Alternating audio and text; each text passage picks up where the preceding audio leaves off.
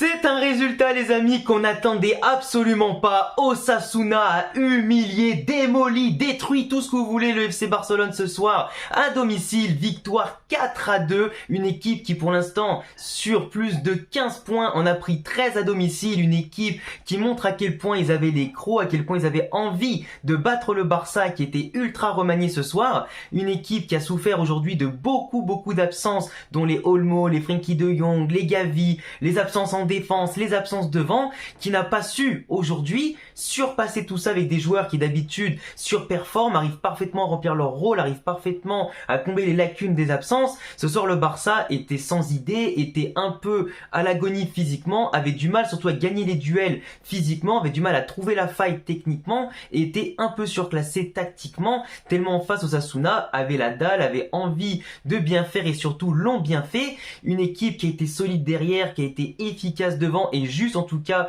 dans les transmissions, une équipe qui a su supporter la pression du Barça, qui dès que les relances arrivaient en tout cas à destination, enclenchait des actions que le Barça n'arrivait pas à suivre. Et aujourd'hui le Barça qui d'habitude peut remporter ses matchs à l'usure, peut remporter ses matchs par le talent individuel, aujourd'hui c'est pas passé. Les absences ont été trop lourdes et l'enchaînement des matchs aujourd'hui dans le calendrier commence à se faire sentir. Le Barça manquait de profondeur de banc, malgré les belles rentrées notamment de Rafinha et surtout de Lamine Yamal qui avait quand même aidé à réduire le score et à apporter du danger. Malheureusement, tu peux pas jouer la plupart des matchs avec des jeunes de 18, 19 ou 20 ans qui de base jouent au Barça B en 3e division et espérer remporter des matchs de Liga. Déjà l'autre jour contre Villarreal, même s'il y a eu 5-1, contre Villarreal, le Barça aurait pu prendre 3 ou 4 buts à l'heure de jeu. Villarreal n'avait pas été efficace. Ensuite, contre Retafe, le Barça aurait pu prendre des buts qui auraient pu les empêcher de gagner, mais Mayoral et Retafe n'avaient pas été efficaces. Et plusieurs fois dans la saison, ça a été le cas. À part les grosses victoires, les grosses valises qu'ils ont pu mettre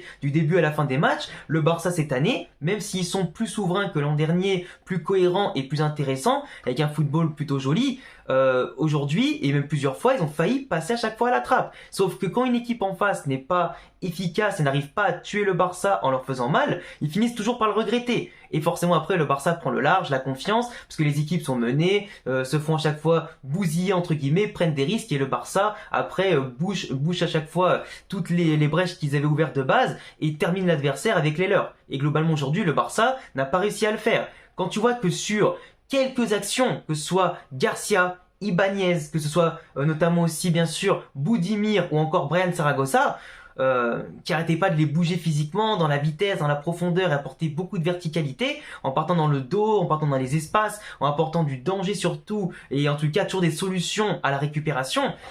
Bah finalement le Barça aujourd'hui n'a pas réussi à faire quoi que ce soit. Mais comment tu veux, avec les absences, créer quelque chose de vraiment intéressant sur la durée, dans l'impact et la technique, avec Pedri, Eric Garcia et Pablo Torre.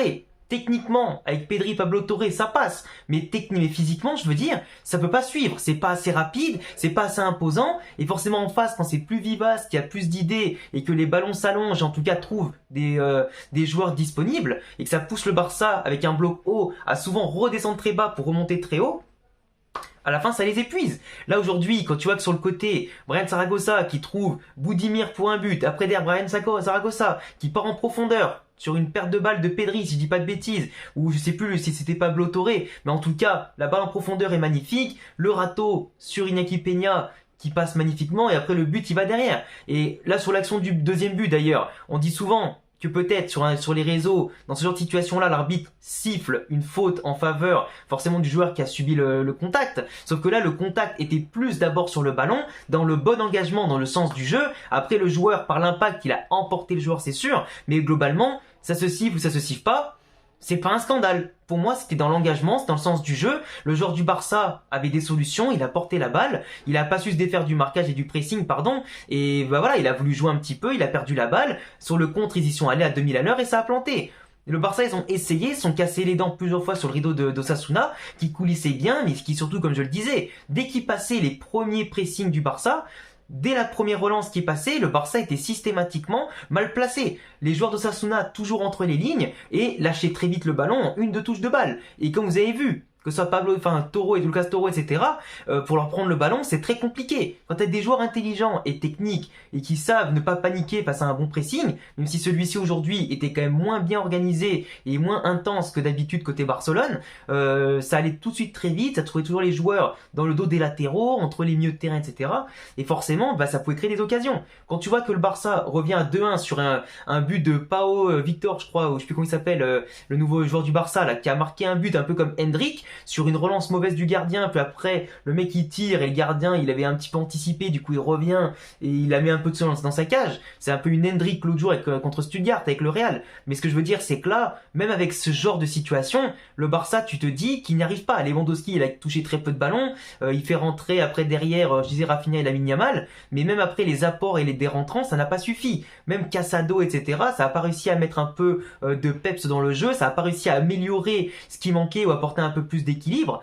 Et malheureusement, le Barça a subi quelques occasions, quelques incursions, notamment sur Pablo Ibanez, où il aurait pu avoir penalty, parce qu'Eric Garcia quand même le fait tomber en étant bien derrière lui, en lui coupant la course, parce qu'il partait tout seul au cage. Après Zaragoza, il a vraiment simulé sur l'occasion, il se jette dans la surface, mais derrière, le centre en retrait sur Boudimir, qu'il aurait pu reprendre de voler, et finalement il se fait toucher, je crois c'était Dominguez, je crois, si je dis pas de bêtises, c'était pas Koubarsi, c'était l'autre, donc c'est sûr, mais globalement il se fait reprendre au dernier moment, oui, il y a penalty, le pied d'appui est touché, il peut pas tirer, annulation d'occasion de but clair, penalty. Après, il n'y a pas carton rouge, faut pas abuser, mais tu vois, voilà, t'as compris l'idée. Donc après, le penalty est valable et transformé, et Osasuna, c'était pas un braquage. Parce que même s'ils ont laissé la possession au Barça, et encore heureux, parce qu'ils n'ont pas la qualité technique de tenir le ballon autant et aussi longtemps. Et ce que je veux dire, c'est que là, à 3-1, après la mi-temps que le Barça a fait, en essayant des choses un peu à l'aveuglette, en étant un petit peu désespéré, contre une équipe qui est solide, qui a eu un bon gardien quand même, qui est bien intervenu, et des bons sauvetages en tout cas au bon moment,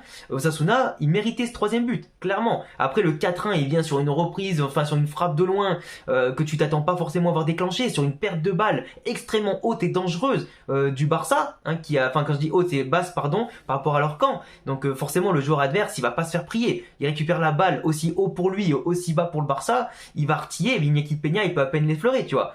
Et après à 4-1, Lamine il te met une lucarne, sur un petit geste, et ça montre le génie qu'il a d'être quand même performant et décisif, même en sortie de banc comme ça. Mais c'est clair qu'aujourd'hui le Barça aurait peut-être dû, selon certains, faire tourner contre les Young Boys de Berne mardi ou mercredi en Ligue des Champions. Sauf que le problème, c'est que le Barça a déjà perdu un match contre Monaco en Ligue des Champions, et après ils affrontent le Bayern. Donc s'ils font tourner contre les Young Boys, et imaginez que le Barça ne gagne pas ou simplement perd contre les Young Boys, avoir un point avant le Bayern, qui peut potentiellement battre le Barça ensuite, t'as déjà fait 3 matchs de Ligue des Champions sur 8 et que t'as pris que 1 point ou 0, ça la fout mal. Et sachant que c'est un championnat et que les 8 premiers passent en 8ème de finale, directement, et qu'après les autres vont jouer un barrage en 16ème de la 9 à 24ème place, c'est trop risqué.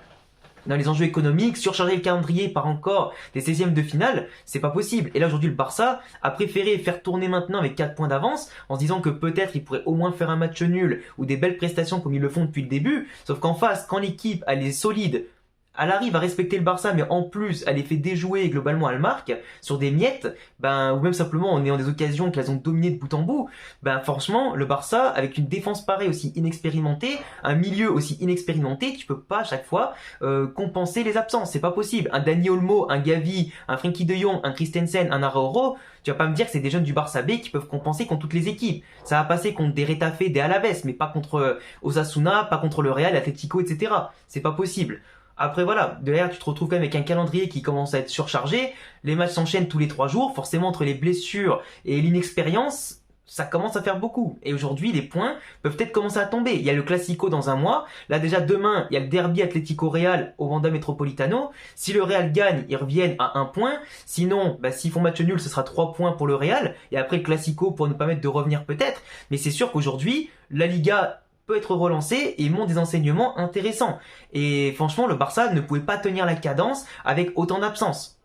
C'est impossible. Et le pire, c'est qu'il y a des matchs qui vont être très durs pour eux à enchaîner, tout comme le Real va avoir des matchs très durs aussi avec leurs absences et tout, même s'il y en a moins côté Real que le Barça en ce moment, et surtout cette saison, ça c'est clair et net. Mais tu vois, il y a des choses quand même qu'il ne faut pas sous-estimer. Des joueurs comme Sassouna qui ont donné leur vie ce soir, qui auraient pu faire des boulettes avec en plus voilà des petites erreurs qui auraient pu coûter cher. Aujourd'hui ça rentrait pas et l'autre jour c'est rentré côté Barça. Donc quand la chance tourne comme ça, faut en profiter. Donc si le Real demain ne fait pas les petits frères, ils battent l'Atlético chez eux, ils ont quand même du mal à les battre là-bas en général, ça peut apporter un grand tournant à la Liga. Et après, lancer pas mal de suspense et d'enjeux pour le Classico, et surtout, bah voilà, redonner un peu d'intérêt à tout le monde pour un championnat qui commençait super bien pour une équipe et super mal pour les autres. Mais bon, après le Barça ce soir ne peut pas se sentir lésé, ni volé, ni rien du tout. L'arbitrage, même s'il est un peu douteux sur certains points, il a quand même été correct globalement, et on peut dire bravo à Osasuna. Hansi Flick, on peut pas le reprocher grand-chose parce qu'il avait ce qu'il pouvait avec ce qu'il avait, et prendre le risque, par exemple, de refaire jouer Lamine Yamal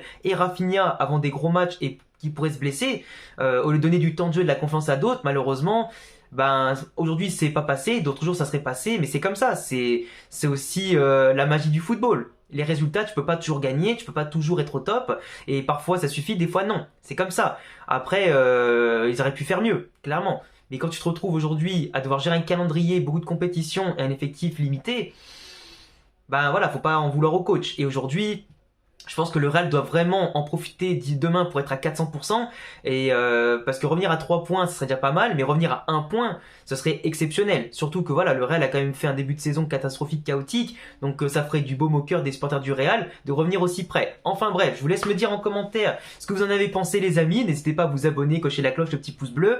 À bientôt pour d'autres vidéos. Demain je rentre dans mon décor avec des débriefs beaucoup plus détaillés comme je vous l'ai promis, et surtout avec des images, tout ça, donc ça va être plutôt pas mal. Là je suis pas chez moi, donc je fais avec les moyens du bord comme d'habitude, mais je vous dis à demain pour d'autres vidéos. Ciao les gars.